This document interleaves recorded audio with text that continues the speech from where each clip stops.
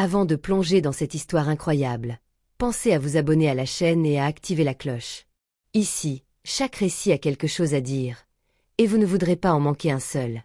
Springfield, une petite ville paisible du Midwest américain, s'éveillait lentement sous un ciel bas, couleur d'ardoise.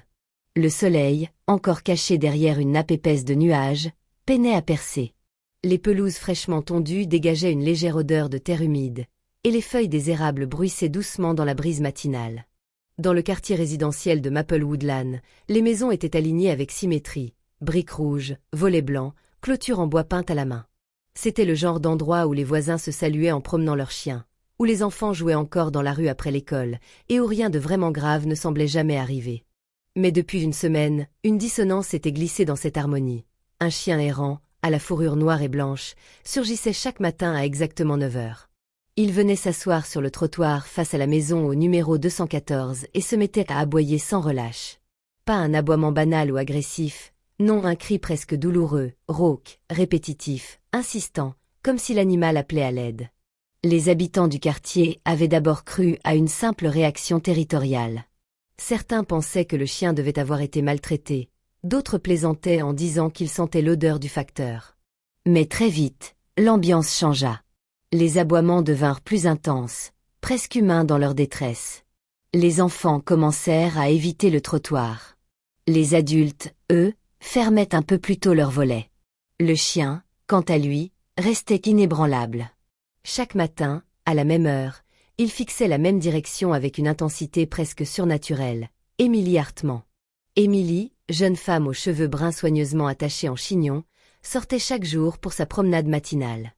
Elle portait toujours les mêmes vêtements amples, une robe de coton gris clair et un cardigan beige, soulignant la courbe généreuse de son ventre. Une future mère, douce et attentionnée. À première vue, elle était l'image même de la sérénité. Et pourtant, lorsqu'elle passait près du chien, son sourire se crispait légèrement.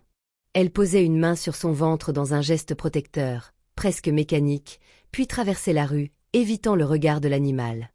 Le chien, lui, redoublait d'intensité dans ses aboiements, les yeux rivés sur elle. Parmi ceux qui observaient cette scène se trouvait Robert Willis, un homme d'un certain âge, ancien soldat décoré, installé à Springfield depuis plus de 20 ans. Assis chaque matin sur son vieux fauteuil à bascule, un café noir à la main, il observait en silence. Robert connaissait ce chien. C'était Cooper, un berger allemand qu'il avait vu grandir dans la ville voisine. Il appartenait à la famille Bennett, dont le visage de la mère, Rachel, avait inondé les médias 2 semaines plus tôt après la disparition inexpliquée de son nourrisson, Noah, dans un supermarché bondé. La police avait mené des recherches, fouillé les forêts, interrogé les passants. En vain. Et Cooper avait disparu la même nuit. Alors pourquoi était-il ici, dans Maplewoodland, posté devant cette maison, aboyant chaque matin en direction de cette femme? Robert sentit un frisson lui parcourir l'échine. Quelque chose ne tournait pas rond. Il composa le numéro du bureau de police local et demanda à parler à l'inspectrice Maria Jenkins. Expérimentée, méthodique et un peu usée par les années passées à courir après les vérités fuyantes, Maria écouta le récit de Robert sans l'interrompre. Elle connaissait l'affaire Bennett. Et comme tant d'autres, elle avait ressenti le pincement d'échec face au mystère non résolu. Intriguée par les dires du vieil homme, elle décida de se rendre sur place. À son arrivée, elle trouva Robert assis comme d'habitude, le regard sombre. Cooper, attaché temporairement par une corde au poteau d'un lampadaire, aboyait toujours. « C'est pas un hasard, inspectrice. Ce chien est venu ici pour une raison. Il reconnaît quelque chose. Quelqu'un. » Maria hocha la tête, sceptique, mais curieuse. Elle s'approcha de la maison au numéro 214 et frappa à la porte. Elle ne dut pas attendre longtemps. Émilie Hartman ouvrit avec un sourire radieux, les joues rosies, la main posée délicatement sur son ventre. Elle semblait surprise mais accueillante. « Bonjour. Nous venons d'emménager, mon mari Derek et moi. C'est notre premier enfant. Nous cherchions un endroit calme pour préparer l'arrivée du bébé. » Je comprends. Puis-je entrer quelques minutes? Il y a eu des signalements à propos de ce chien. Et je voudrais simplement m'assurer qu'il n'y a pas de malentendu. Émilie hésita, puis fit un pas de côté pour laisser entrer Maria. La maison était parfaitement propre. Trop propre. Aucune trace de vie quotidienne. Le salon était impeccablement ordonné, les coussins bien alignés, pas un grain de poussière. Sur la table basse, un vase avec des fleurs artificielles. Mais ce qui troubla surtout Maria fut l'absence totale d'objets liés à un bébé. Pas de chaise haute, pas de jouets, pas de biberon, ni même de vêtements d'enfant en attente. Aucune trace de ce tumulte d'objets qui accompagne habituellement l'arrivée imminente d'un nourrisson. Vous êtes dans votre 8e mois, c'est bien ça? Oui, tout à fait. Vous avez un dossier médical, un suivi de grossesse? Une sage-femme? Émilie parut soudain déstabilisée. Son regard vacilla. Elle chercha ses mots. J.E. Je les ai laissés à l'hôpital. Enfin, on vient juste d'arriver. On n'a pas encore tout rangé. À ce moment, la porte d'entrée s'ouvrit. Un homme brun, grand, au visage fermé, entra. Il s'arrêta en voyant Maria. Que se passe-t-il ici? Je suis inspectrice Jenkins. Et vous êtes? Derek Hartman. Le mari de Emily. Je crois que vous la mettez mal à l'aise. Elle est épuisée. Il posa une main protectrice sur l'épaule de sa femme, mais son regard, lui, était glacé. Elle n'a pas besoin d'un interrogatoire. Si vous n'avez pas de mandat, je vous prie de partir. Maria sentit la tension dans la pièce. Quelque chose n'allait pas. Mais sans preuve, elle ne pouvait rien faire. Elle s'excusa poliment, sortit, et retrouva Robert sur le trottoir. Le vieil homme leva un sourcil interrogateur. Alors? Quelque chose cloche. Je le sens. Mais pour l'instant, je n'ai rien. Elle tourna les yeux vers Cooper, toujours assis, haletant, les yeux rivés sur la porte de la maison. Ce chien, il sait quelque chose. Le lendemain matin, dès les premières lueurs du jour, Cooper est déjà en alerte. À 9 heures précises, comme chaque jour, il se met à aboyer. Mais cette fois, ce n'est plus une plainte, c'est un cri déchirant, brut, presque animal. Il tire frénétiquement sur la laisse que Robert a fixée à un poteau du jardin, gratte le sol de ses pattes jusqu'à s'en blesser, les coussinets rougis. Il tourne en rond, affolé, les yeux rivés vers le coin de la rue d'où émerge la silhouette d'Émilie Hartman. Mais ce matin-là, quelque chose a changé. Robert, sur son porche, serré les machoires. Son intuition de vieux soldat, celle qu'il a sauvé plus d'une fois sur les terrains minés, lui murmure que le chien ne hurle pas sans raison.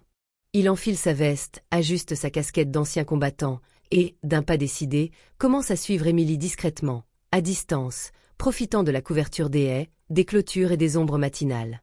Émilie avance d'un pas régulier. Comme chaque jour, sa main repose sur son ventre. Elle semble paisible, presque légère, comme si elle se promenait dans un rêve. Mais lorsqu'elle pense être à l'abri des regards, elle bifurque brusquement dans une ruelle latérale, entre deux garages abandonnés. Là, elle s'arrête, regarde autour d'elle, puis soulève son pull. Le soufflet de Robert se bloquait. Ce qu'il voit n'a rien d'une femme enceinte. Sous le tissu, une coque en silicone, une prothèse ventrale parfaitement moulée. Maintenue par des sangles fines et adhésives. Aucune rondeur naturelle, aucun mouvement. Pas de vie. Juste une illusion. Le choc le traverse comme une balle. Le vieux vétéran, d'un geste tremblant mais précis, sort son téléphone et compose immédiatement le numéro de l'inspectrice Maria Jenkins. Il n'y a pas de grossesse. Elle porte un faux ventre. Ella ment. Maria. Et je pense que c'est bien pire qu'on le croit. L'inspectrice Jenkins ne perd pas une seconde. Elle mobilise une petite équipe, discrètement. Pas de sirène, pas de bruit. La maison est encerclée, des agents en civil couvrent chaque sortie. Cooper, lui, est resté au portail, assis, mais tremblant, comme s'il sentait que l'heure décisive était venue. Maria frappe à la porte. Cette fois, c'est Derek qui ouvre. Plus de sourire aimable. Son visage est fermé, les traits tirés, comme s'il s'attendait à ce moment depuis des jours. « Je suppose que vous avez des questions », dit-il d'une voix plate. Maria entre, une main sur la crosse de son arme. Elle regarde autour d'elle. Le silence dans la maison est assourdissant. Trop parfait. Trop vide. Elle avance lentement. « Où est votre femme, monsieur Hartman ?» Derek hésite une seconde, puis lâche dans un souffle. Elle n'est plus là. Une pièce après l'autre, La maison est fouillée. Vide. Pas de trace de Emily. Mais sur la table du salon, une tétine usée. Un petit bonnet de laine. Et un biberon à moitié vidé. Des objets qui ne sont pas à leur place dans ce décor aseptisé. Soudain, Cooper se met à hurler de nouveau dehors. Il s'arrache presque à la laisse que Robert tente de retenir. « Laissez-le faire !» crie Maria. « Montrez-nous le chemin, Cooper !» Libéré, le berger allemand fonce, museau au sol, traversant la rue, tournant brusquement à gauche, puis à droite, guidé par un instinct infaillible. Il s'arrête devant un vieux garage aux vitres brisées, dont la porte rouillée est entr'ouverte. Il jappe, recule, puis se couche, comme pour dire « c'est ici ». Les agents se avancent. Armes leves. Il force la porte. Un silence glacial règne à l'intérieur, brisé soudain par un son fragile, un pleur, hésitant, faible. Dans un coin sombre, posé dans un panier recouvert d'une couverture rose, un bébé. Frêle, sale, mais vivant. Les larmes coulent de ses joues creusées. Il tend les bras maladroitement, comme à la recherche d'un visage connu. C'est Noah Bennett. Quelques heures plus tard, Emily est repérée dans un sentier forestier, à l'arrière de la ville, un sac à dos sur les épaules. Elle n'essaie même pas de fuir. Elle baisse les bras, s'agenouille, le regard vide. Lors de son interrogatoire, les aveux fusent. D'une voix calme, presque détachée, elle raconte ses fausses couches successives, la douleur muette, la jalousie envers celle qui pouvait enfanter, les nuits sans sommeil à errer sur les réseaux sociaux, à observer la famille Bennett, leurs publications, leur routine. Je voulais juste être une mère. Même si ce n'était qu'un instant. Derek, lui, reste silencieux lors de sa garde à vue. Il finit par admettre qu'il n'a jamais osé contredire sa femme. Qu'il a couvert ses pas, falsifié des papiers, loué la maison à un faux nom. Par amour. Par lâcheté. À l'hôpital, Noah est pris en charge d'urgence. Déshydraté, amaigri, mais son cœur bat, vaillant. À ses côtés, Cooper refuse de partir. Couché près du berceau, la tête entre les pattes, les yeux fermés, comme en prière. Quand Rachel Bennett franchit la porte de la chambre et reconnaît son fils, la scène est insoutenable. Elle se jette sur lui, le serre contre sa poitrine, pleure si fort que le personnel s'écarte, respectueux de la puissance du moment. Noah agrippe son doigt, comme s'il savait qu'il était enfin rentré à la maison. Dehors, Maria Jenkins reste debout, les bras croisés, regardant le ciel qui s'éclaircit lentement. Le vent s'est calmé. Elle s'agenouille près de Cooper, lui caresse la tête. Tu n'as jamais abandonné, pas une seule fois.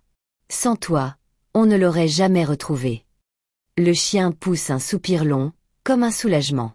Dans ses yeux brille l'intelligence et la fatigue d'un guerrier qui a accompli sa mission. Parfois, pense Maria, les hurlements d'un chien portent les vérités que les humains refusent de voir. Et parfois, il faut simplement écouter ceux qui n'ont pas de voix pour sauver ceux qui n'ont plus de force.